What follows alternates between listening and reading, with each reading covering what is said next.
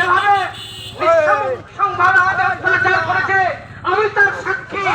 আমি সেখানে গিয়েছিলাম, যেভাবে ব্যারিকেড করেছে, কোটি কোটি টাকা খরচা করেছে, আপনার টাকা আমাদের টাকা, এই যে ট্যাক্সের টাকা আজকে যেভাবে খরচ করেছে, সেই টাকা যদি জনগণের জন্য খরচ করত তাহলে পশ্চিমবঙ্গ অনেক উন্নত হতো। কিন্তু দেখলাম কি এমন ভাবে ভয় পেয়েছে এই আমাদের মুখ্যমন্ত্রী, তিনি আজ সেই নবান্ন থেকে দেখছে কিভাবে অত্যাচার করছে জনসাধারণ উপরে। আমরা সেখানে গিয়েছিলাম, আমি তার প্রত্যক্ষ সাক্ষী আছি।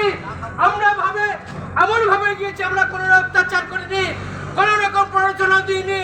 তা সত্ত্বেও আমাদের জল কামান থেকে শুরু করে টিয়ার গাছ থেকে শুরু করে এমন ভাবে অত্যাচার করেছে।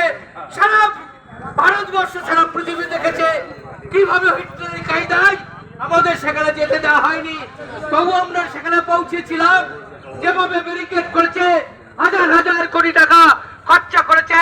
তাই জনসাধারণের কাছে আমাদের একটা অনুরোধ, আজকের দিনে আপনার অন্তর সেই ঘরের মেয়েকে আপনার ঘরের মেয়ে মনে করে আজকের এই বন্ধ পালন করুন।